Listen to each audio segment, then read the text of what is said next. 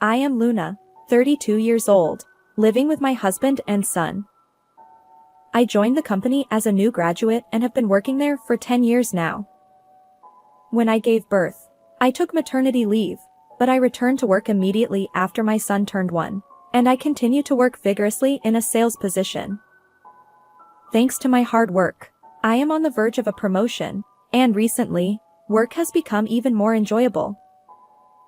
On the other hand, my husband, who is 3 years younger, has been restless and changing jobs even before we got married. He aims to start his own business someday, believing that to become a future entrepreneur, it's essential to gain skills by working in various companies rather than staying in one place. However, when I look at my husband's current situation, his salary decreases with each job change. I have doubts about whether he is truly improving his skills. Despite that, I felt it was my responsibility to support our household while encouraging my husband's dreams. I wanted to believe in his potential. However, my husband betrayed me. He used an unthinkable method to trap me. During the first couple of years of our marriage, my husband and I got along well. Our life wasn't easy due to his unstable job, but spending time with my husband dreaming about building our own home and traveling abroad was enjoyable. However, things changed after I gave birth to our son. My husband became noticeably cold towards me. Looking back, perhaps he hadn't changed much himself. It was having a child that made me realize his true nature. While my husband had never been keen on household chores, he particularly disliked childcare. When I was on maternity or childcare leave and stayed at home, things were manageable. But once I returned to work after my childcare leave, my days became a whirlwind. I woke up early to prepare breakfast for my family and take our son to daycare. After work, I rushed to pick him up, did the grocery shopping, and prepared dinner. I barely had time to catch my breath. I could have used an extra pair of hands. Yet, my husband seemed oblivious to my struggles. Despite having more free time than I did, he adamantly refused to take our son to daycare. When I asked him why, he said he didn't want to be perceived as someone with too much free time if he did the school run as a father. I tried to convince him that it's perfectly normal for men to be involved in parenting these days. In fact, I saw plenty of fathers in suits doing school drop-offs at the daycare. However, no matter what I said, my husband remained stubbornly resistant. Avoiding arguments, I eventually gave in. Balancing work, household chores, and childcare was tough for me, especially with early mornings and overtime at the office. But I persevered for the sake of our family. It would have been helpful if there were someone who could admonish my husband. Unfortunately, the only person he fears, my father-in-law, is currently away on a business trip. My father-in-law always praised me for balancing work and household chores, understanding the demands of my job. Even when my pregnancy was confirmed, he advised my husband, "Take good care of Luna." However, shortly after our son was born, my father-in-law was transferred far away. My mother-in-law stayed behind in our hometown. Unfortunately, unlike my father-in-law, she dotes on her son excessively and only takes my husband's side, so I couldn't rely on her at all. With her extensive experience as a homemaker, my mother-in-law didn't seem pleased that I continued working after giving birth. Additionally, she must have been bothered by the fact that her own son kept changing jobs without making significant progress.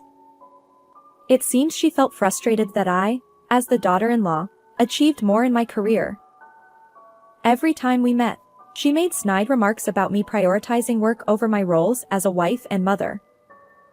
While she surely knows that my work contributes to our current lifestyle, she still criticized me.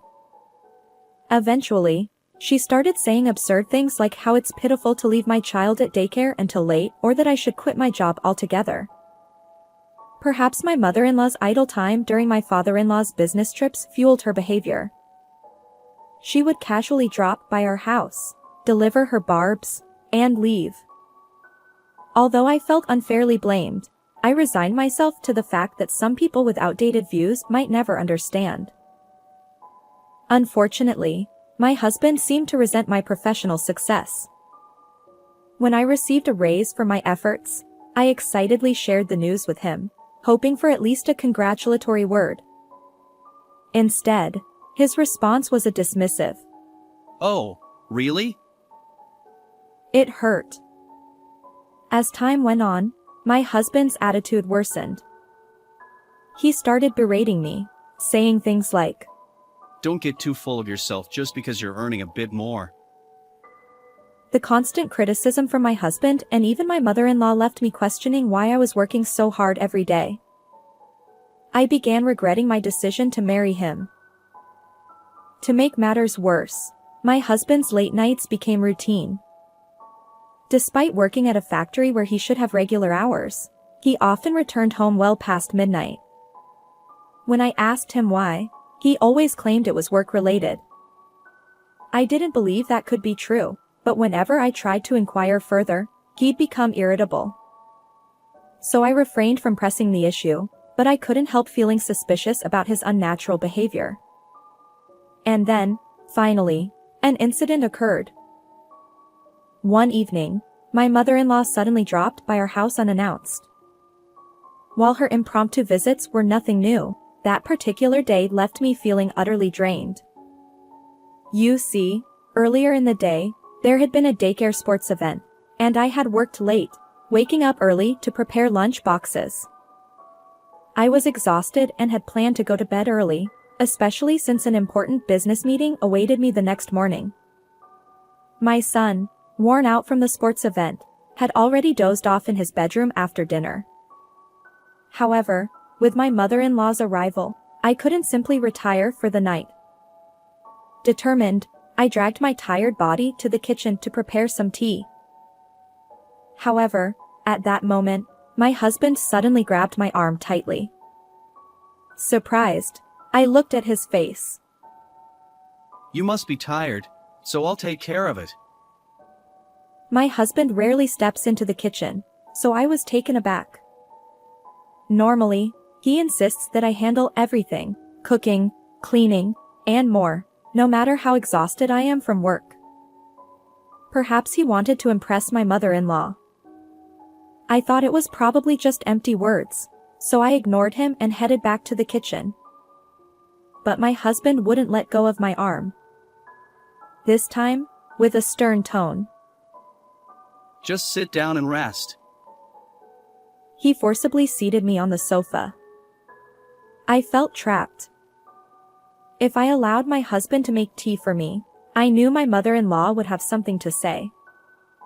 Surely, she'd criticize me for being a demanding wife. However, to my surprise, even my mother-in-law chimed in. Luna, it's okay to sit. She gently held me down and smiled. While I conversed with my mother-in-law, my husband went into the kitchen and started brewing tea. Something is amiss. There's no way both of them suddenly had a change of heart. What's going on today? As I pondered my suspicions, my husband approached with a teacup on a tray. Well, have some tea. He placed the cup in front of me, smiling. I thanked him while keeping a close eye on his behavior. It seemed my husband kept glancing at me. Even my mother-in-law appeared more restless than usual. Definitely strange. I lowered my gaze to the tea my husband had brewed. Ah, I see now. He must be up to something. Yes, there had to be a reason behind their unnatural kindness. I wasn't about to fall into their trap. No more mercy. I was ready. I lifted the teacup but paused just before taking a sip. By the way, didn't we have some tea snacks in the fridge? Let's offer them to Mom, I said, facing my husband. Normally, my husband wouldn't bother serving tea snacks to guests. But today, After telling me to rest, he had no choice but to comply. Initially bewildered, he eventually conceded. Oh, right. He headed back to the kitchen to fetch the treats. My mother-in-law followed suit, saying, Oh dear. Thanks. I seized the opportunity. As my husband returned with the tea snacks, I finally took a sip from the teacup. My mother-in-law, sitting next to me, also began sipping her tea. We engaged in light conversation for a while, showing my son's sports day videos to my mother-in-law. However, both my husband and mother-in-law continued to stare at me unnaturally. Despite feeling their sharp gazes, I calmly finished my tea. Observing my composure, my husband tilted his head in confusion. Just when I thought everything would proceed without incident, a sudden change occurred.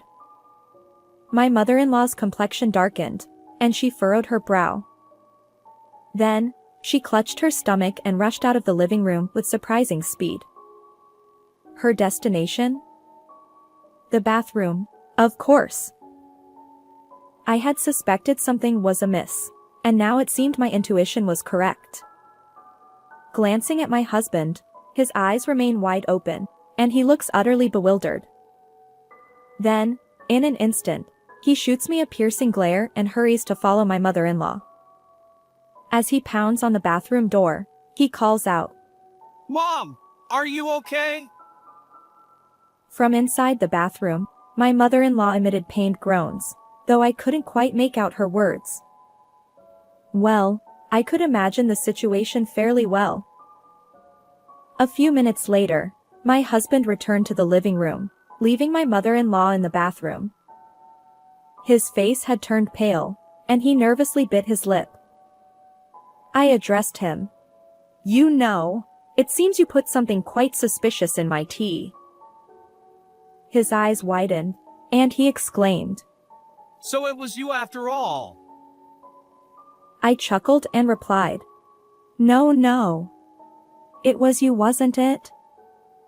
Since the tea you served me seemed incredibly dubious, I discreetly swapped it with your mom's. My husband spat out. You're a terrible wife. Suspecting me. I couldn't help but burst into laughter.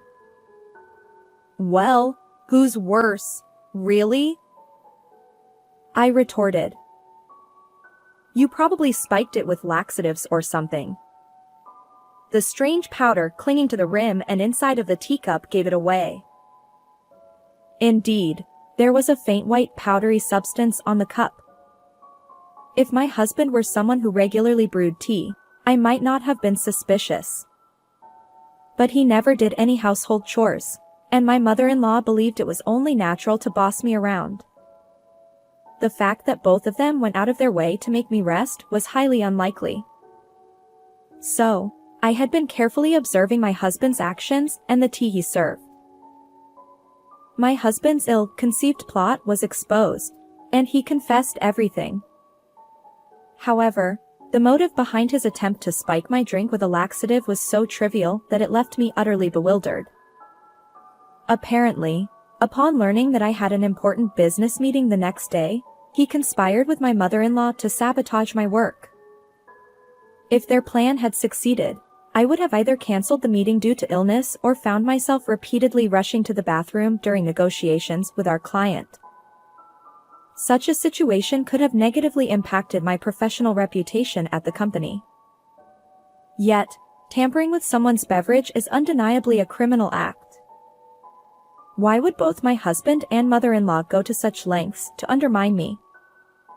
I find their actions pitiable. After being completely exposed and defiant, my husband glared at me. If anything happens to Mom, I'll demand compensation. But I retorted, What are you talking about? You're the one who should pay compensation. I chuckled and added, I know you've been cheating all along. His expression froze in an instant. Despite having plenty of free time, he always claimed to be busy with work, returning home late.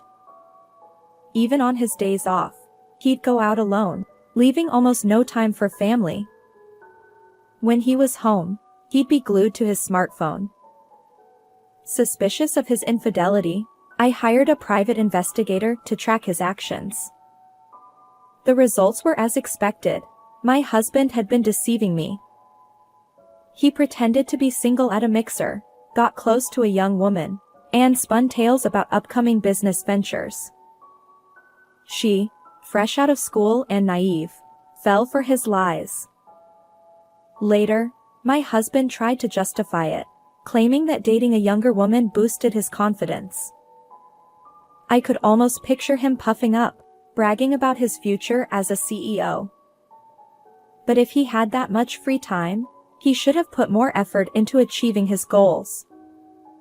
Instead, it seemed my husband, like a spoiled child, was chasing an impossible dream of entrepreneurship. Surprisingly, my husband, caught in his infidelity, turned pale and froze. I looked him straight in the eye. "Let's get a divorce. You'll pay alimony, of course, and child support." His defeated response was, Fine, whatever. but then he tried to assert himself. Just so you know, if we divorce, I'll take half of our savings. I know you've been secretly hoarding money. I chuckled and sighed. "You won't get a share of my assets. Most of the remaining savings are from when I was single. The pre-marriage savings aren't subject to division." He retorted, What? That can't be true. Besides, you've been earning lately. I decided to enlighten him. "The recent earnings have mostly gone toward living expenses since you contribute very little." His face fell. Then I added, "By the way, every piece of furniture and every appliance in this house was bought with my money. So don't even think about taking them when you leave. This house is in my name, so please gather your belongings and leave." As my mother-in-law emerged from the bathroom looking defeated, I told her, "I'll be informing your husband about this." She pleaded, Please. Don't tell him. but I didn't hesitate. I contacted my father-in-law. Naturally, he was furious, and my mother-in-law was handed a swift divorce. Afterward, realizing that he couldn't expect any share of the assets, my husband finally understood his predicament. Despite pleading with me, saying he didn't want to separate and that he couldn't live without me, his apologies now hold no sway over my feelings. I hired a lawyer, and the divorce with my husband was finalized successfully. I claimed substantial compensation for emotional distress and child support. Due to his low income, my husband couldn't pay the compensation in one lump sum, and he ended up burdened with significant debt. But the punishment meted out to him wasn't limited to that. Since I filed a police report about the laxative incident in my tea, both my husband and mother-in-law were convicted of assault. Although they received probation, they now share a criminal record. In the end, my husband was also rejected by his affair partner, and he works tirelessly day and night to repay his debts. Meanwhile, my mother-in-law, abandoned by my father-in-law, leads a miserable life in poverty. They tried to undermine me with baseless jealousy, but they reaped what they sowed. On the other hand, my recent business negotiation was a great success, and I was promoted to lead the sales team. I moved out of the apartment I shared with my husband and rented a new condominium. Now, my son and I live happily together. Although my first marriage ended in failure, I'll continue working diligently and ensure my happiness. Farewell, everyone. How did you find this story? Please consider subscribing to the channel. Until next time, take care.